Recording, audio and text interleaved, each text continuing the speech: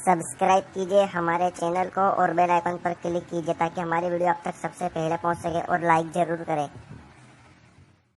इन्हीं दिनों में हम शरीयत को जितना पामाल करते हैं शायद किसी और दिन पामाल करें। माह मुहर्रम के अंदर मुसलमानों की बस्ती में ढोल पीटे जा रहे हैं, मुसलमानों की बस्ती में ढोल बज रहे हैं। अगर मस्जिद का इमाम मना करे तो सारा मोहल्ला मिलकर के ट्रस्टियों के पास आता है, मुतवल्ली से कहता है उस यजीदी को बाहर करना वरना हम उसके पीछे नमाज नहीं पढ़ेंगे। क्यों भाई, ढोल के खिलाफ कहने वाला यजीदी कब से हो गया? मैं ये बात जो है वो आपके सामने दिल्ली वालों, महबूब इलाही की जमीन पे बसने वालों, कुतुबुद्दीन बख्तियार काकी की जमीन पे बसने वालों, शेख अब्दुल्ला मुहद्दिस दलवी की जमीन पे बसने वालों, 22 खाजाओं की चौखट पे बसने वालों, ये बात मैं शुक्र के तौर पे कर रहा हूं। वल्लाह मैं वो सैयद नहीं हूं कि कस्में खा करके अपनी सियादत की भीख आपसे मांगू, लेकिन सिर्फ इतना कहना चाहता हूं, ला इलाहा इल्लल्लाह, झूठों पे अल्लाह की लानत है। मैं हसनी हुसैनी सैयद हूं, अल्हम्दुलिल्लाह रब्बिल आलमीन। लेकिन आपसे कहना चाहता हूं, अगर आलिम मस्जिद का ढोल के खिलाफ तकरीर करे, आप उसको यजीदी कहते हो,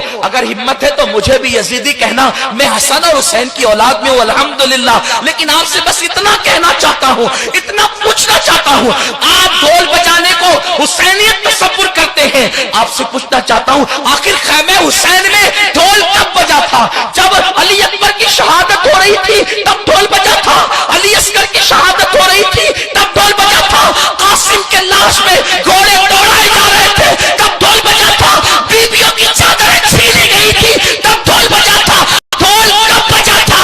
जालिमों, जिनकी शादियों में ढोल नहीं बजे उनकी शहादतों पे ढोल कैसे बज सकते हैं? आप अपने आप को ढोल बजाने को हुसैनी तसव्वुर करते हो।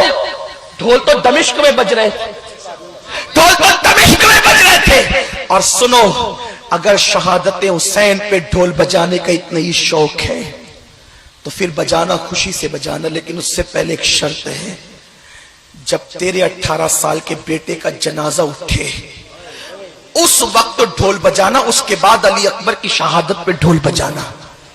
उस दिन तो तू ताली बजाना भूल जाता है जब तेरे बेटे का जनाजा उठता है, और हुसैन के शहजादे के जनाजे उठने के दिन तुम ढोल बजाते हो, मेले में मेले लगाते हो। तुम्हारे घर की बेटियां बेपर्दा मेले देखने के लिए जाती है।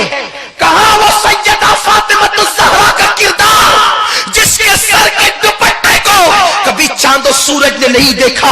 मेरे इमाम कहते हैं जिसका आंचल न देखा महबूब महल ने, उस रिदाए नज़ाहत पे लाखों सलाम।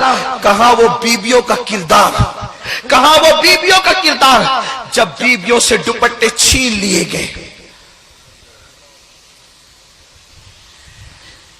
उस्ताद ज़मान मौलाना हसन बरेलवी ने भी लिखा है कि बीबियों के दुपट्टे छीन लिए गए। जिनके घर में जिब्रील इजाजत के बगैर नहीं आते थे उनके दुपट्टे छीन लिए गए। जिनके दुपट्टों को कभी आसमान की आंखों ने नहीं देखा उनके दुपट्टे छीन लिए गए। लेकिन जानते हैं, मौरखीन ये भी लिखते हैं कि जब बीबियों के दुपट्टे छीन लिए गए तो शहजादी ज़ैनब से जनाबे शहरबानों ने कहा, बीबी दुपट्टे छीन लिए गए, पर्दा कैसे करेंगे? तो बीबी ज़ैनब ने कहा था, ए नबी के घर की बेटियों और बहुओं, कल तक दुपट्टे से चेहरा छुपाते थे, अब दुपट्टे छीन गए हैं तो कुदरत ने तुम्हें बड़े बाल इसलिए अता किए हैं कि अपने बड़े बालों को पीछे से आगे की तरफ कर लो और अपने चेहरों को छुपा लो, अपने चेहरों को छुपा। उस दिन तुम्हारी बेटियां मेले देखने जाती, हुसैनी हो तुम्हारी बेटियां उस दिन नाच देखने जाती, तुम्हारी घर की औरतें बेपर्दा घरों से क्या गुजरती होगी इमाम हुसैन के दिल पर।